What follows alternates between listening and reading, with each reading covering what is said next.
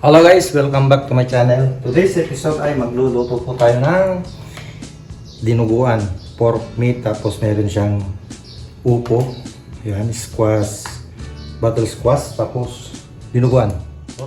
Ito yung pork.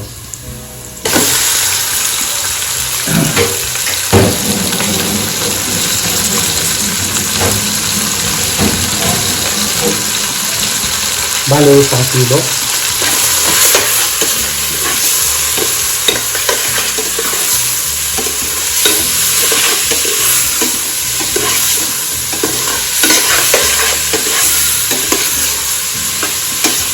Gisa natin hanggang lumabas yung mantika niya. Naglagay na tayo ng oil kanina pero kulang nito lang. Naglagay ito. Masarap yung dinugan pag medyo magmanti-mantika. Tapos may taba-taba yung karne. The best yun.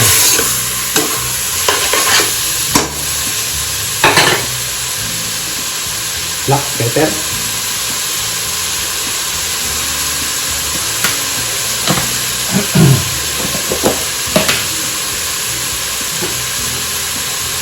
Konting salt.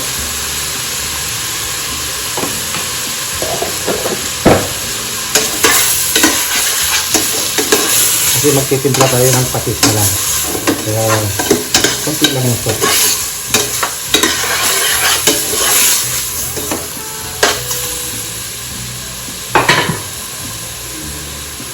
Takpan natin sandali. Ayan, buksan na natin. Maglalagay tayo ng konting magic.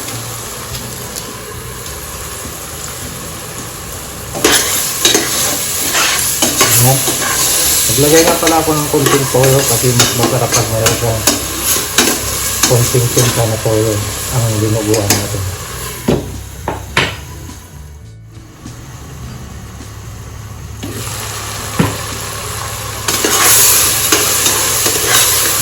Ito na yung karne natin, malambot na. Sorry. Meron pa akong ibo.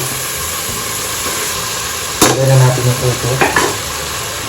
Nag-iwan ako ng duubo kasi pang-mukbang.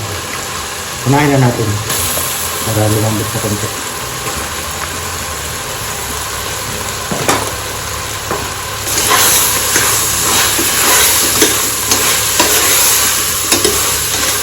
Ayan, ang ganda na rin po. Basta pagmamanti-mantika natin na ganyan. Pwede na.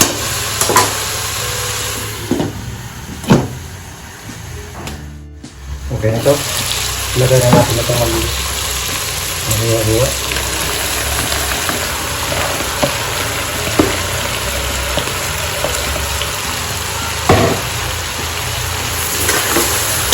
Tuloy lang natin yung pag-mix. Gisa lang natin sa konti tapos bago ilagay yung blood. Kasi sabi sa mga hindi kumakain ng dinuguan pero hindi ko na papakita yung paglagay mamaya. Ayan guys, pwede na to. Pwede na natin ihalo yung tubo.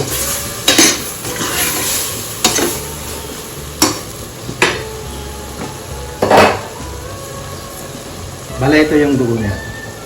Hindi ko na ipapakita. Ayan guys, nalagay ko na. Hindi ko na pinakita paano paglagay. Para naman hindi masyadong para sa mga hindi kumakain ng dinuguan. Bali, maglalagay tayo ng asin. Ang gagamitin ko ay sinigang mix. Tapos halo ako siya ng suka. Kasi masarap ang dinuguan pag medyo maasim-masim siya konti. Ayan. Tansyahin na lang natin.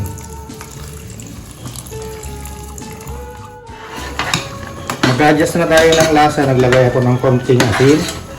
Tapos konting sugar para balanse yung lasa. Magsabaw kasi yung upo.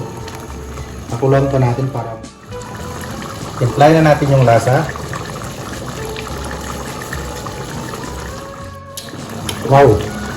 Masarap na. Ayan guys, ready na. Tikman na natin. Ito na yung dinuguan natin. Ayan.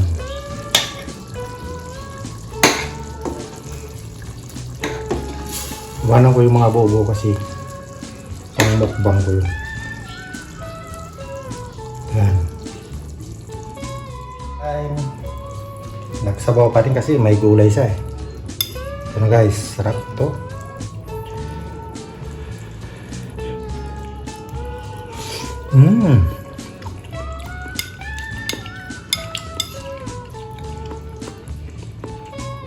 Sarap talaga. Yung gulay niyang sarap.